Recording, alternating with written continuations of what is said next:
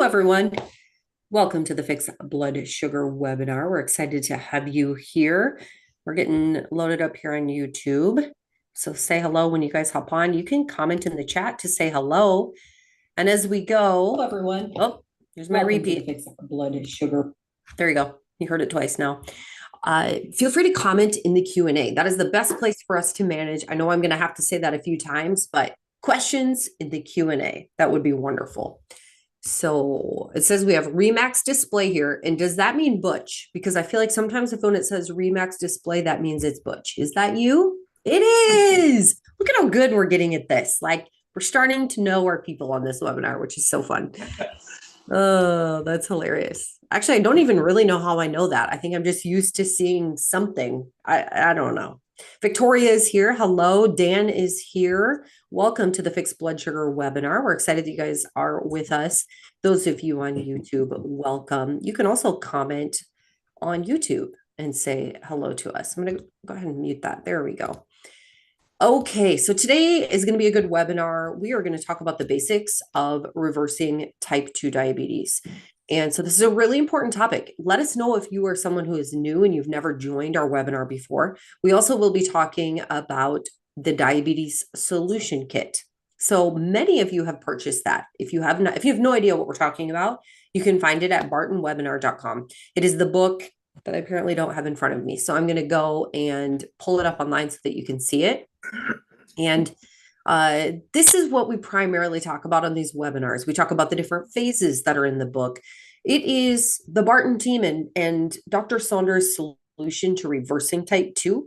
Is it the only solution that is available? No, it's not. But in my mind, it's a really simple solution. That doesn't mean it's easy. It's just simple. So we will chat more about that as well. And a reminder that you can find more information about us at bartonwebinar.com. Before Dr. Saunders takes over and shares with us, I just want to remind you that while he is a medical doctor, he is not your doctor. And so we do recommend that you chat with your provider before you implement any of the things that we talk about today. And also good luck to you. All right, so here we go. Let's talk a little bit about, I love Dr. Saunders' analogies, and we haven't talked about this one in a while. I was actually on a phone call with someone, and they didn't really understand what was happening in their body. And I said, let me tell you a story about the kitchen sink.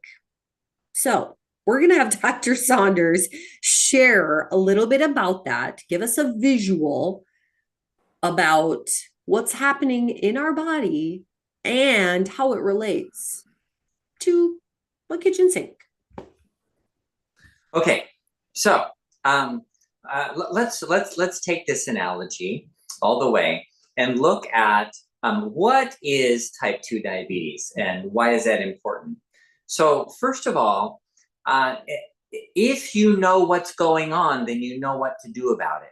If you don't know what's going on, then you don't know what to do about it. So I went to a diabetes seminar here, the Sansum Clinic Research Center. The Sansum Diabetes Research Center is like the premier diabetes research institute in the world. And so we had endocrinologists, specialists in diabetes. This is what they do all the time. And they start talking about diabetes, and they have no clue the difference between type 1 and type 2. They have no clue what type 2 diabetes is and why it happens. They even say specifically, well, nobody knows what happens. Nobody knows why it happens. And then, interestingly, there was somebody who was a nurse who was working in the field in a clinic who had just explained that you can reverse type 2. She didn't say how, she just said it's possible. And then the endocrinologist, the specialist, gets up and starts talking about, well, there's really nothing you can do about it except take these medications. And they don't really work that well because your hemoglobin A1C generally won't go below 7.5, which is still clearly in the diabetes range. And I'm like, wait a minute, you guys, this is so wrong. You guys should know this stuff. So I'm going to teach you something now that endocrinologists don't even know. And you're going to be more intelligent than your endocrinologist at the end of this lecture today. Okay, so here it goes. Diabetes type 2 is a disease of too much. And too much means the cells are filling up with sugar, glucose. And they make something called glycogen to store the glucose, and they fill up and they fill up. And when they're full up to here, they say block the insulin receptors so the insulin doesn't work to bring more sugar into the cells. So then you eat sugar, glucose, and your blood glucose goes up because it can't get into your cells anymore because they're all blocked off. That's called insulin resistance.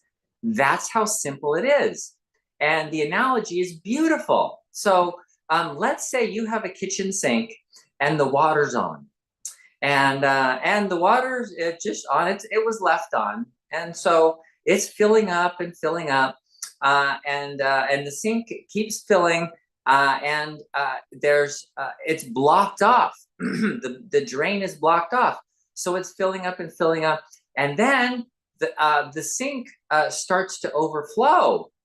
And the water's still running and the sink's blocked off and it's starting to overflow. And it's like, oh my gosh, what do I do? So you call a plumber, right? The plumber is the specialist. So the plumber says, I know exactly what to do. Start mopping up the water. And you go, oh, okay, that sounds reasonable. Gosh, I don't want my whole house to get wet. I got to start mopping up the water. So you're mopping up the water and you're cleaning up that water and it's still overflowing. And now more water is coming over and it's starting to overflow even more. And so you call the plumber, I'm mopping, but it's overflowing even more. I'm getting more water on the floor than I can handle with the mop. He says, well, duh, get 2 mops.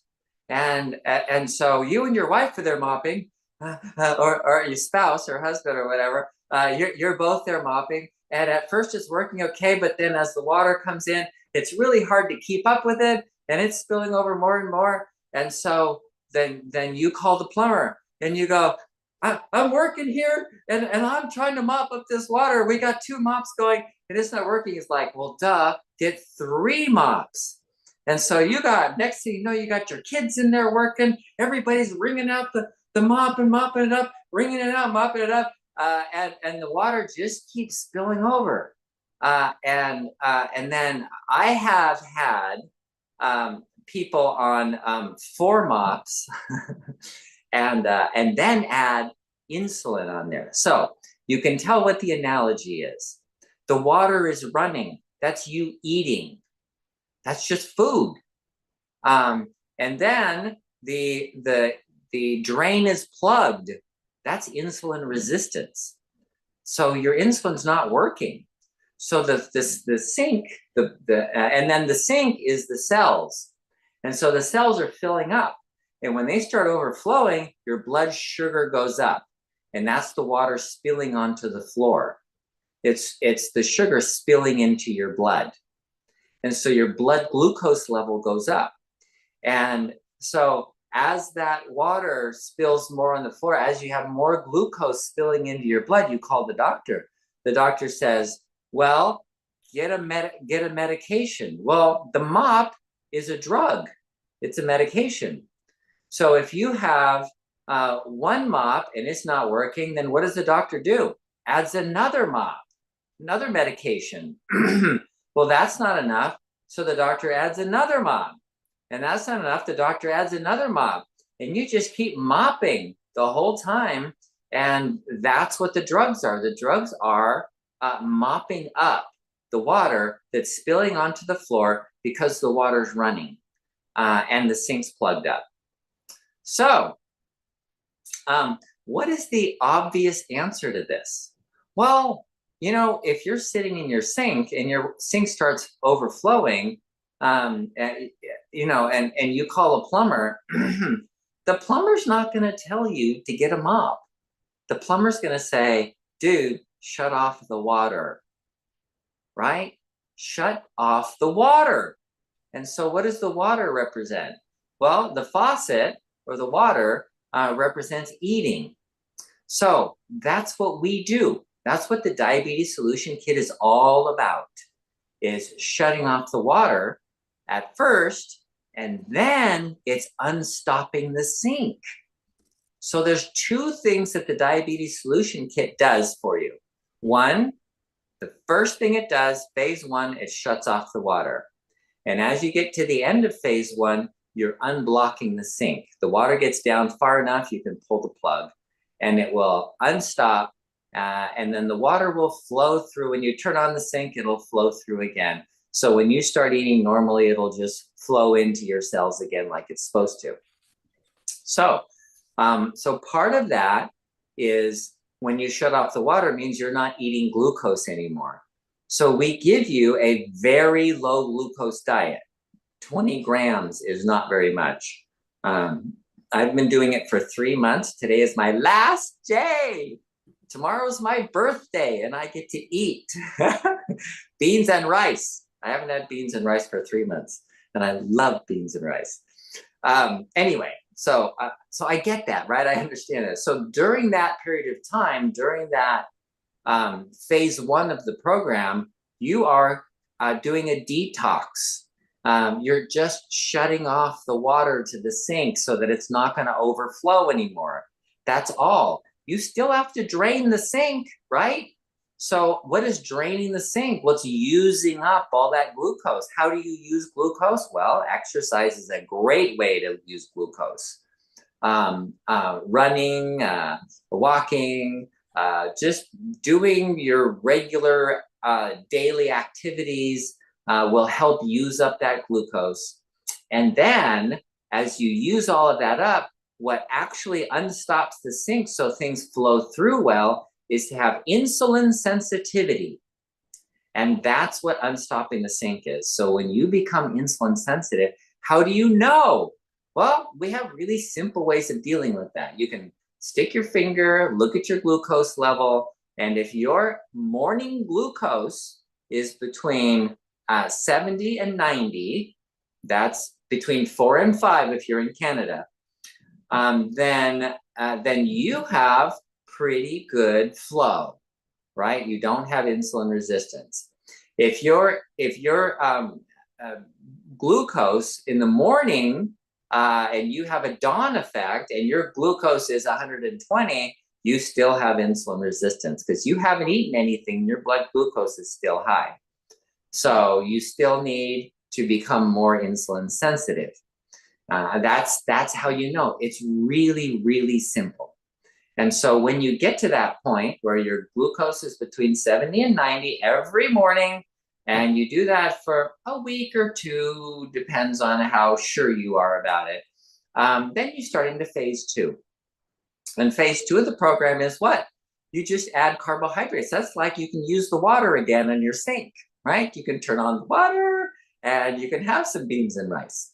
But you still are very careful because you're measuring your blood glucose. And if it starts going up, you go, aha, what did I have?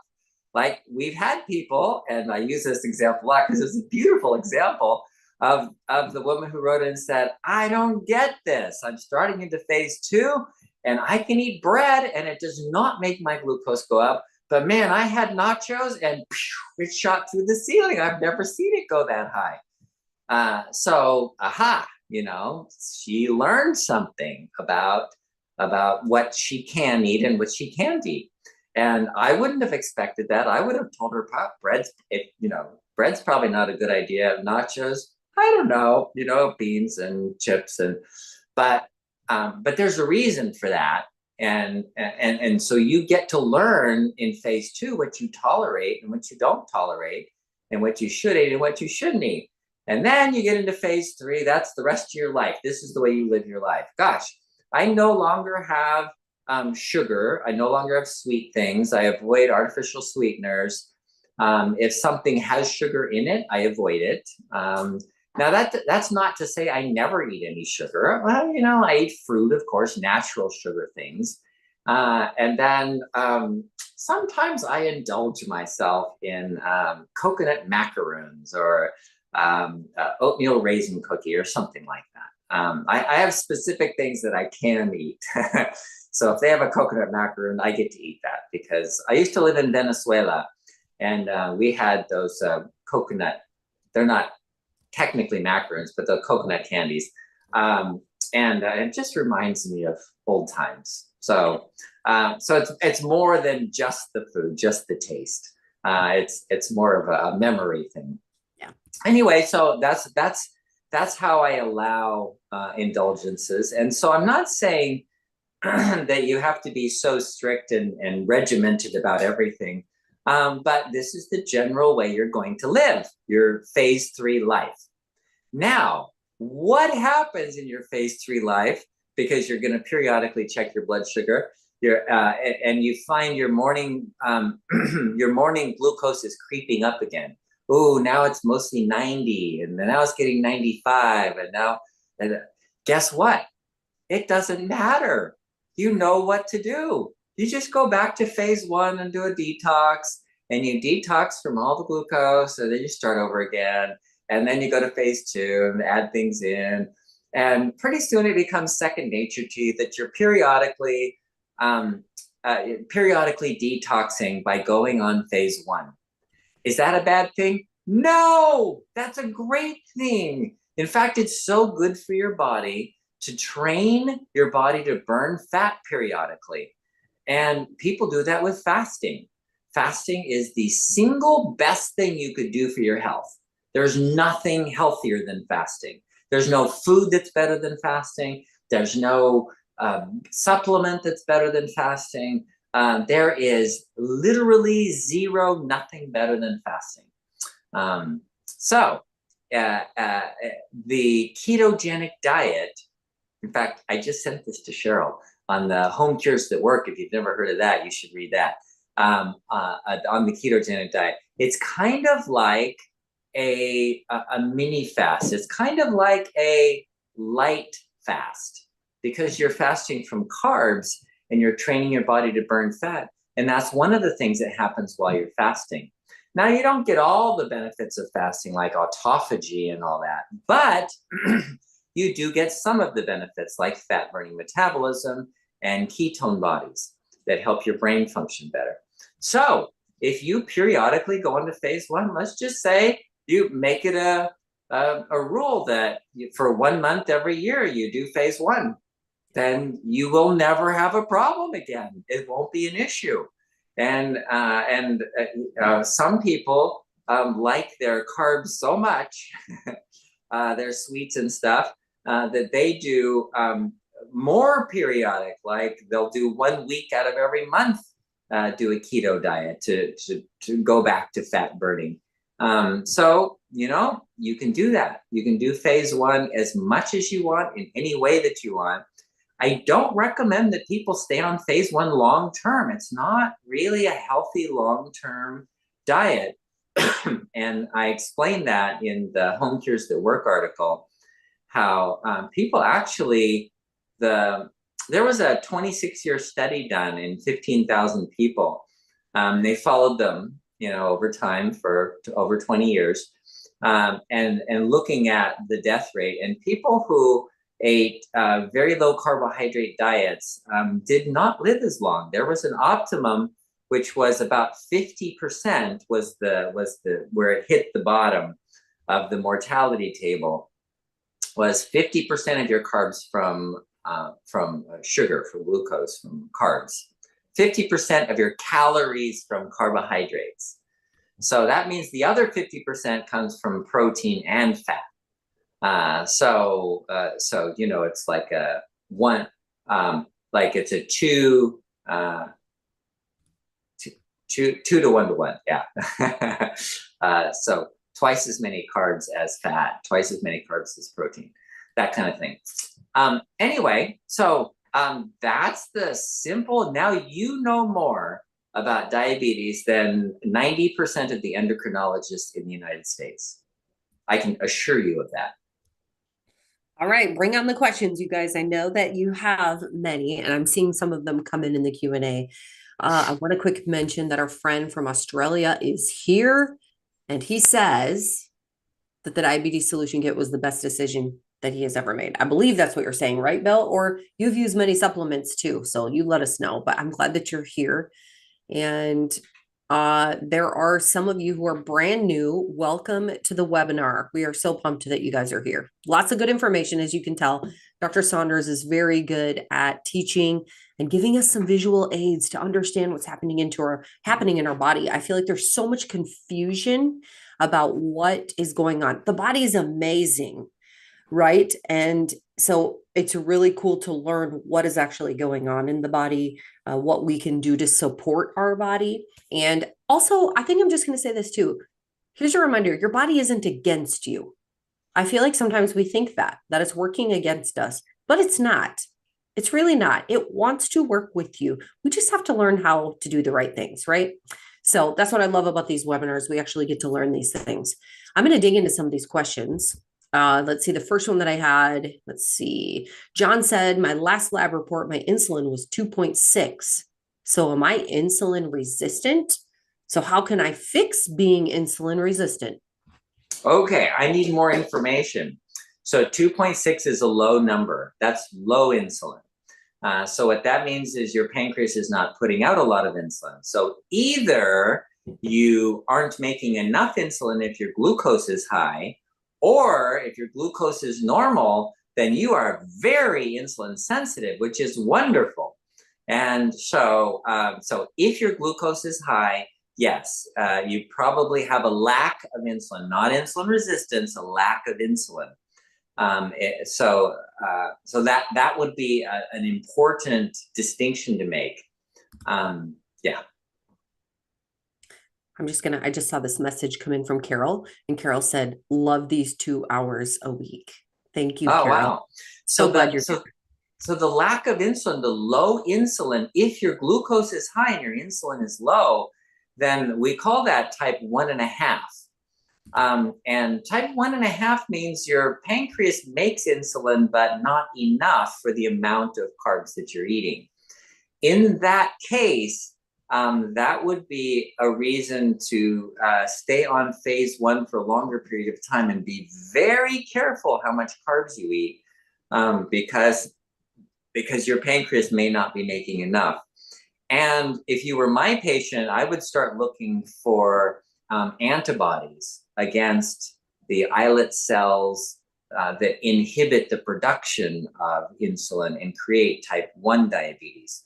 So look for inflammatory conditions or something else that might limit your pancreas ability to make insulin. Okay, so Delbert says this is a question that he hasn't heard of yet. How important is dental care for a diabetic? My dental hygienist says that it's very important. What are your thoughts on this? Guess what? We've done a webinar on this. It's been a while though. So, what do you think, Dr. Saunders? Well, having gum disease is an inflammatory condition that puts you at risk for getting insulin resistance more easily. So any kind of inflammation, yes, even dental disease. So working through that and having good dental hygiene is important for heart disease. I think that was the one we did. We did heart disease. But you have to also consider insulin resistance with higher inflammation as well. All right, I'm taking some notes here. Here's another fun thing I'm going to ask, and actually you can post these, well, maybe in the Q&A so I can see them a little better. What are some topics that you guys would like to learn about? I'd love to know that. If there's some specific things, maybe you're new and you don't realize that we've done like 300 webinars where we talked about some things, but I would love to hear from you. Let us know what you would like to learn about concerning your health. Okay. I see a message also. Victoria says, so eating no sugar means eating only meat and some vegetables? Well, that's what I did, meat and vegetables. But I'm not much of a meat eater, I'll eat meat, but so I had actually more vegetables. So I had a lot of salads, and I put cheese on the salads, and so, yeah, meat, cheese, vegetables. I had cottage cheese.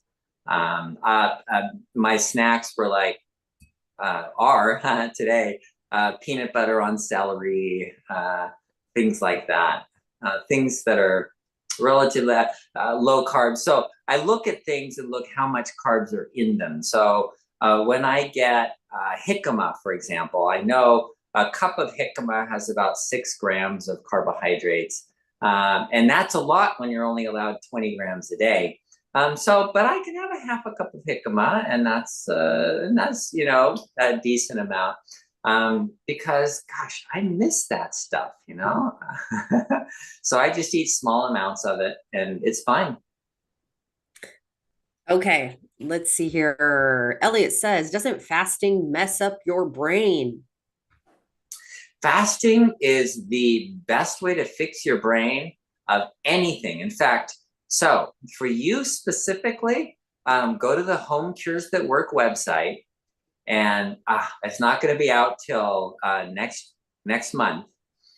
So the one that comes out next month is on the ketogenic diet and how it fixes the brain. And you're going to be amazed because your brain on ketones is so amazing. It fixes epilepsy, bipolar disorder, schizophrenia, um, uh, Alzheimer's disease, Parkinson's disease, let me think, traumatic brain injury. All of these have been tested, and the ketogenic diet, the ketones or the ketogenic diet actually helps all of them. In some cases, cures them. People like epilepsy, uncontrollable epilepsy, are cured with the ketogenic diet. So fasting also causes you to make ketones and repairs the brain in every way you can think of. If you have Alzheimer's disease and you have these tau proteins that are built up in your brain, fasting cleans them out. It's a cleanse for your brain. So no, there's absolutely nothing better you can do for your brain than fasting. Now, I will say this. It's not easy, and so it may feel like it's hurting your brain. I will just say that. It's not very fun, especially if you're not used to fasting. It can feel a lot. I will just say that. It's not the easiest thing you've ever done, but you definitely do get used to it. It becomes a little bit easier every time you do it. There was another question here about, let's see, hold on one second. Okay, Cindy said, do you recommend liquid ketones to help fasting? I don't, and here's what, it's a gimmick. And yes, there's benefits to the liquid ketones, and I know people that use them successfully, and it's okay. But look at all of the benefits you get from fasting, and the ketones are a tiny portion of that. And so yeah, people say, well, rather than fasting, I drink the ketones. And okay, fine, but that's not the benefit of fasting. And the ketogenic diet, phase 1 of the diabetes solution kit, the benefits of it are not the ketones. Yes, the ketones give you benefit, but that's not cleansing your body. But the real benefit is the cleanse, the detox, autophagy, cleaning out all the trash. Eventually you got to get rid of all the trash, just like you do in your house. I have people, there was somebody who was living in his house the couple living in their house for 30 years. Their kids moved out. They wanted to move into another place. And they said, oh, it's just the two of us. We don't have much stuff. And so we packed. So they got one of those little U-Haul trucks, and we packed it. And then there was a whole lot left. We got another truck, packed that. Got another truck, packed that. And they had an 8-foot pile in the middle of their garage of trash that was left over after we packed 3 trucks. People don't realize how much junk they accumulate in their homes, living there for 30 years with raising a family and everything. And then they think, oh, it's just the two of us. We don't have much stuff. They have so much stuff. Yeah. Well, you know what? In your body, the same thing is going on. I've lived here for, I'm going on 61 years tomorrow, 61 years. And all of the stuff that I've packed in there, Got to clean it out. Okay, Thank first of you. all, I did not know that you were going to be 61. I wouldn't have guessed that. Yeah. Yeah. Wow. You're so young. All right. And Lot to learn.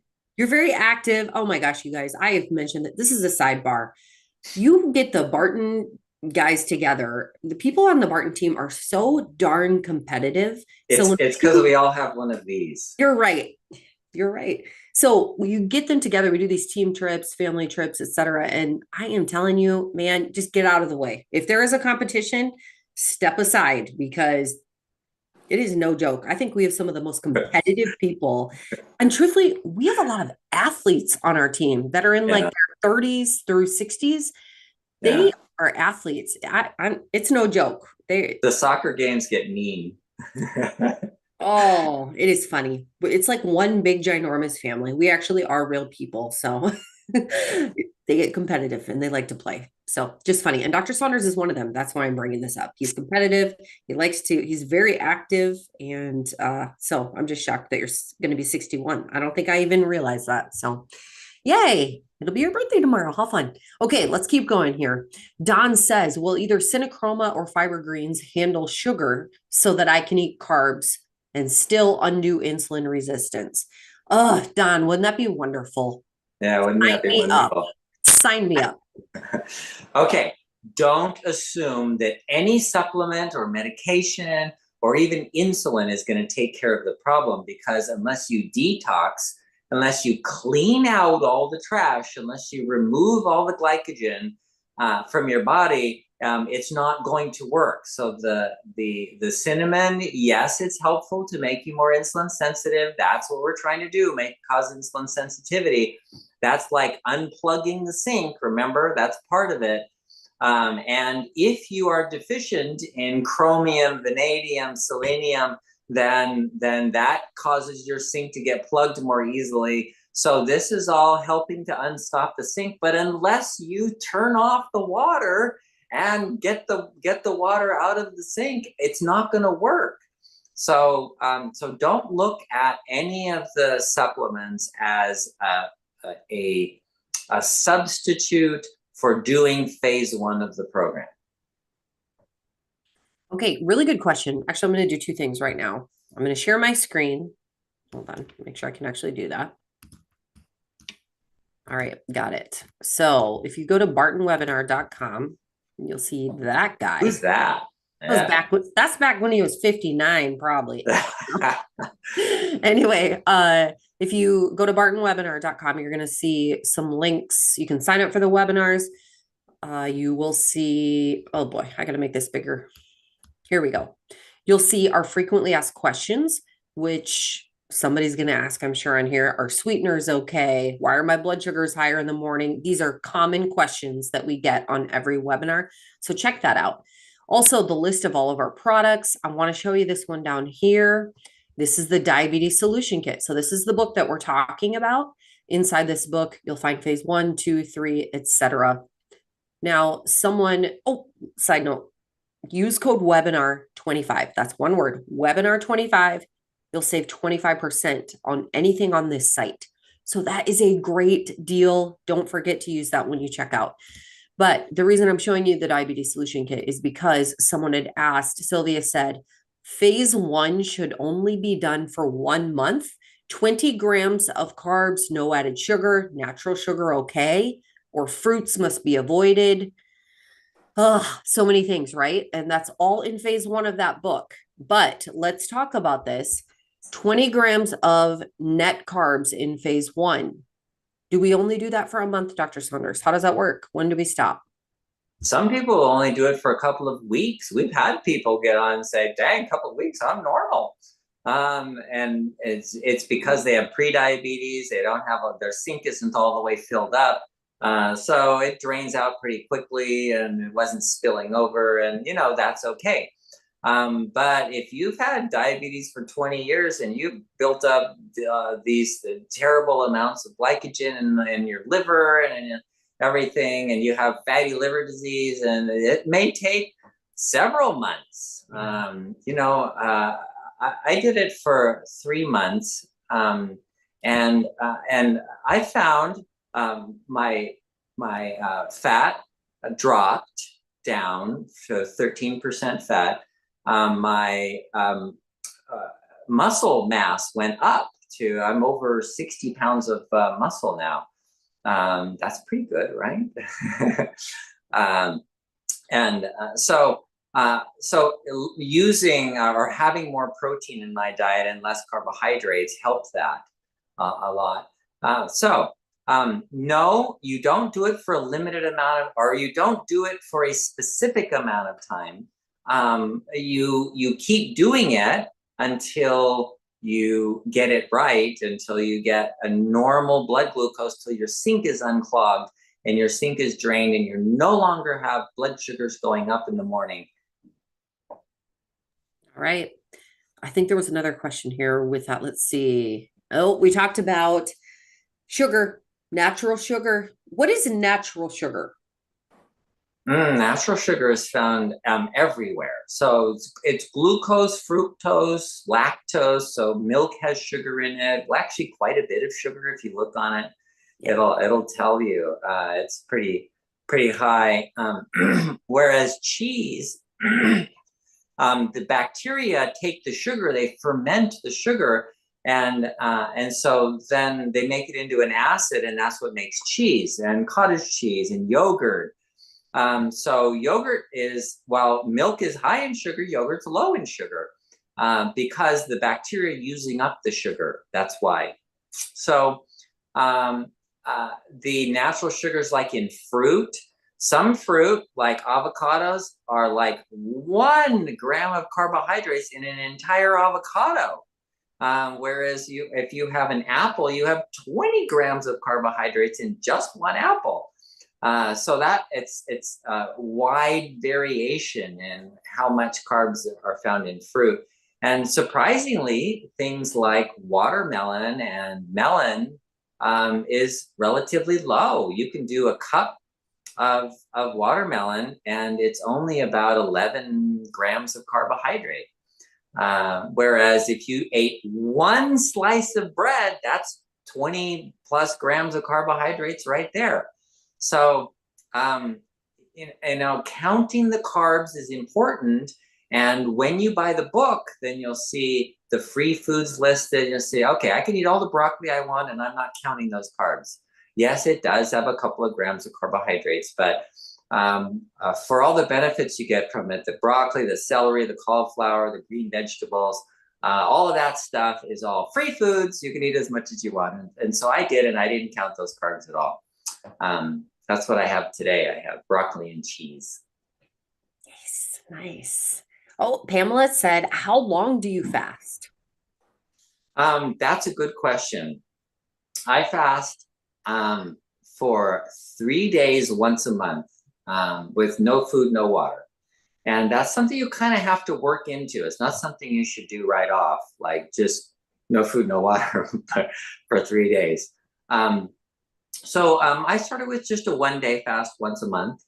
And then I would occasionally do a 2-day fast. And that's 1 day with no food, no water. It's 24 hours without eating or drinking anything. And that by itself is very useful. But as I did more research, I found that it takes about 3 days to get full autophagy, where you're cleaning out all of the dead cells in your body, all the cancer cells in your body, all the tau proteins, all the amyloid proteins, plaques, all of those artery problems, all that gets cleaned out after 48 hours to 72 hours. So it's like you have to do more than a 2-day fast, and 3 days seems to be about optimum. And if you drink water, then you have less benefit. It's still good, but it's just a little less. So your greatest benefit is having an empty stomach, entirely empty for the full 3 days. Okay, and Elliot brought this up. Elliot said, I had a heart attack last month, and I don't think fasting is for me now. Any thoughts about that? Yeah, if it's not for you, then it's not for you. It's the way you deal with your issues is to find out why. So you ask the questions, why did I have a heart attack? If it's because you have lipoprotein A, then fasting might not be your best benefit. You would really want to prevent clots and dissolve clots. So you'd be taking fish oil, you'd be avoiding omega-6 oils, you wouldn't have any fried foods, and you would be taking something called nattokinase, and that doesn't mean you would fast. Yeah, you have to individualize your program to you.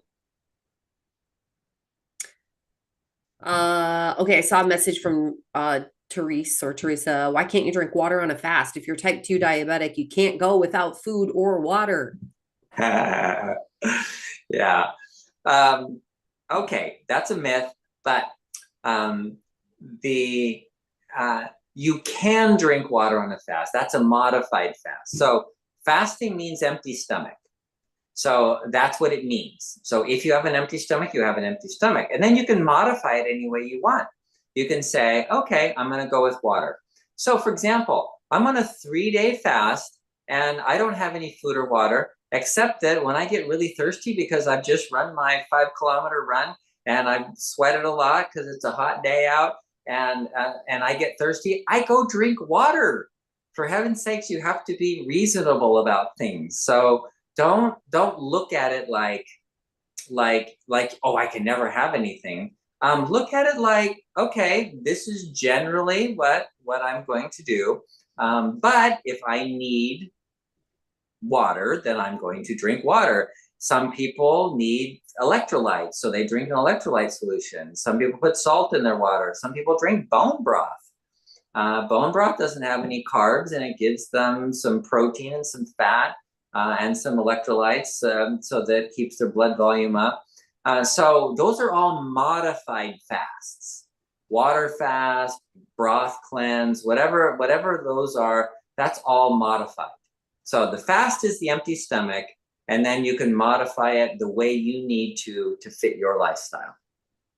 It is interesting too. We talk about fasting for health, and a lot of times people are met with some resistance about that. But boy, if you talk about a spiritual fast, everyone does that, and that's fine. So I just think it's really interesting. There are so many books out there about fasting. One of them that we talked about a lot was the circadian code. Is that what it's called? Yeah. And that's talking a lot about fasting. If you're looking for a good book, that's an option. Or Fast Like a Girl. What was another one? Wasn't there another one that you had talked about too that was really good? There's a lot. It's trending right now. It almost seems like we're talking more about it. And especially with type 2 diabetes, when we learn that, it's this condition of too much, it makes sense to stop, right? Stop taking in. It does make sense. Yeah. And I'm just going to throw this out there. If you're someone who's never fasted, start simple with like the 6-10 reset. Dr. Saunders talks about that a lot, where you stop eating after 6 and you go to bed by 10. For some people, that will be a big change for them. Start there. That's a really good place to start. Okay. Someone had said too, what do you do? How do you keep your blood sugar levels up? When I go below 4.8, I get the shakes. So, yeah. And then I have to ask this too, then, if someone's taking medicine for their blood sugar and their blood sugar gets low, what is that telling us? It's telling us they're on too much medicine. Okay, so if you get shaky with a blood sugar of 4.8, and 4.8 is equivalent to about 85-ish. So if your blood sugar is normal, like between 60 and 90, and you're getting shaky, what that means is you have a thermostat that's set too high. I mean, your blood sugar thermostat, not a thermostat, a sugar stat, is set too high. It means that you are generally in this probably, between 5 and 6 range. And then when you get down below 5, you start feeling like you have hypoglycemia, even though you don't. And that's because you lack the glucose transport proteins. And guess what? All I can tell you is you need to get more low blood sugar so that you can make those glucose transport proteins so you can get the sugar into your brain and your kidneys and your heart and your liver. So those are actually really important. And studies have been done on this. And so you can bring your blood sugar down gradually and not get the shakes. That's okay too. But guess what? It's perfectly okay to get the shakes. It's perfectly okay to get the shakes if you have normal blood sugar. But if your blood sugar is like 30, I don't recommend that. Don't go that low. I have heard from many of you also that you've been told to eat several additional meals throughout the day, not the standard three, they'll say five, maybe six.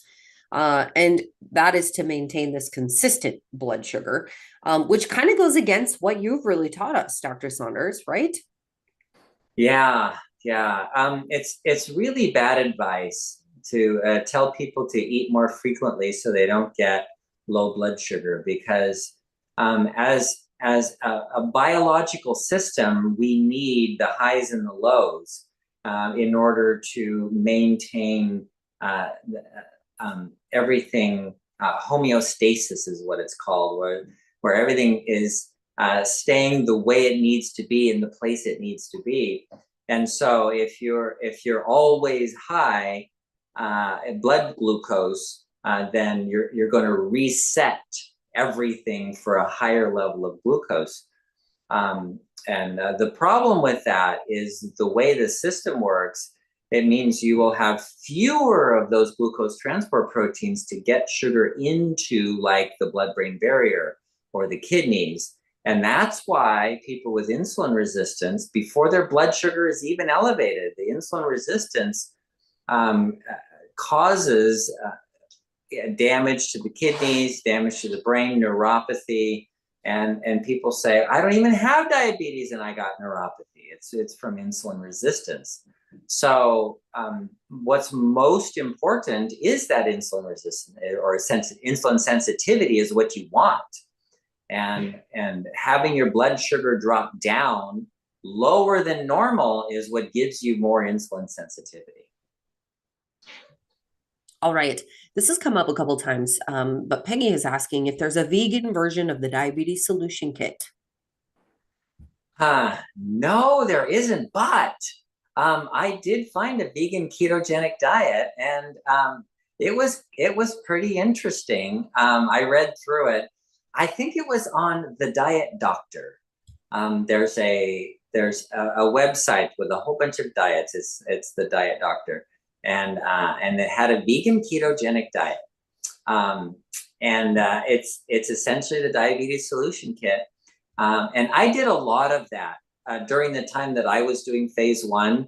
I'm like, okay, I'm tired of meat. Not that I'm tired of eating it, I'm tired of cooking it. I don't know, all this cooking. So I would just make salads and I'd put some cheese on it. Oh no, that wouldn't be vegan, that'd be vegetarian. No, I did some vegan meals where I had squash and tomatoes and and just like a casserole kind of thing. But salads, yeah. Okay. I'll tell you though, when my son was looking at it, he was looking at it, he says, you're not getting enough calories. It's really hard to get enough calories on a vegan ketogenic diet. Sure. So, you have to like spoon coconut oil into it or something and pour olive oil over everything and to get enough calories. Okay. Pamela said if 2.6 insulin is low, what is the normal range? Okay. Normal is 3 to 6. That on a fasting specimen, it should be 3 to 6. And that's if your blood glucose is normal, between 70 and 90. or between 4 and 5 if you're in Canada. Yeah, 3 to 6. Okay, so many good questions here. We're going to run out of time. Okay, Anonymous said, I've had episodes where my numbers will skyrocket for no apparent reason, stay high for about 2 hours, and then drop for about 2 hours. 98 to over 150, and then drop back to around 110. No food, no stress. Huh. Okay, that's telling you something. There's a reason, and it could be that your glucometer is not working very well. It could be that, well, I was going to mention stress as a possibility, but there are a lot of hormones that are involved in maintaining your glucose where it is. So if you have some of these, like Wegovy and Mounjaro and these peptides that are being used now, these are real peptides in your body. These are things that exist. There's the glucagon-like peptides, GLP. Glucagon is another peptide. Insulin is another peptide. And these peptides are all working on your body to maintain glucose levels. And so if your glucagon goes up, then your liver goes, oh, make more sugar. So it pumps out a whole bunch of glucose. And if you're insulin resistant, then your blood sugar shoots up. And then you start exercising or make a whole bunch of insulin, and then it drops down low. So insulin's another peptide. So it just tells you that you don't have stability, that you haven't arrived at that point yet, where you have homeostasis and stability. And so it's a good idea to stay on the phase 1 of the program until you reach that stability. Okay, and how about medications and supplements? How do we do that when we fast? Oh, that's a good question. I don't recommend either medications or supplements during the fast. So don't take supplements, don't take medications, because they'll drop your blood sugar too low. Okay, and kind of general question, because I know we got to go soon, but Anonymous had asked something about, how do you safely wean off your medications? Well, you talk to your doctor. You got to work with somebody. Whoever prescribed them for you is going to have to help you get off them. It depends on so many factors on what's going on. What's your blood sugar level? What's your insulin level? What about, what medications you're on? What other medications you're on? If you're on this one and you just stop that one, then you can jump up too high. And they interact with each other. And so you have to be careful with the medications. Okay, Dr. Saunders, thank you so much. We'll see you tomorrow on our Healthy Heart webinar. All right, see you tomorrow. Bye. And one thing that I was going to mention is, if you feel like, many people message us and say, how do I find a doctor like Dr. Saunders? And what we've recommended is maybe go to the good old Google and Google functional medicine doctors in your area. That's pretty much what Dr. Saunders is. That's what he does. And so that'd be our recommendation if you're looking for a different doctor. You can also find more information about our webinars, a lot of the questions that have been asked at bartonwebinar.com. You'll find the link to the YouTube channel. All of these are recorded. This one is recorded. This is live right now. So you can find it on YouTube if you're watching on Zoom currently. They're all available. Any other questions that came up that I can answer?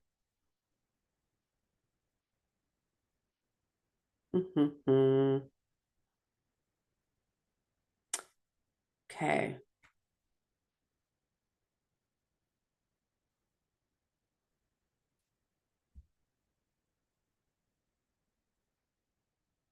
Sorry, I'm reading through questions. See if there's anything I can help with. If you guys don't have a copy of the diabetes solution kit, go and get that. You can get the digital version for under $20. It talks about a lot of the information that we're talking about today goes into phase 1, 2, and 3. There are recipes, the free foods, etc.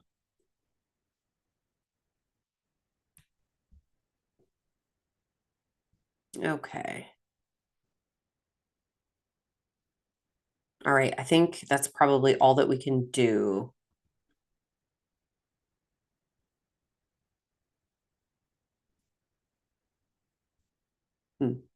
Okay, that's all that I can answer for today. So if you're looking, if you know you've already bought the diabetes solution kit and you don't know how to access it, email support@bartonpublishing.com and they will be able to send you that specific link for you. It isn't just a general link that I can send out because yours was specific to you. So do that. And I will see you tomorrow. If you want to hop on for the Healthy Heart webinar, same type of format, you can register for that at bartonwebinar.com. Otherwise, I'll see you next week. Same time, same place. Invite a friend, send them to our site. And thank you for joining us today.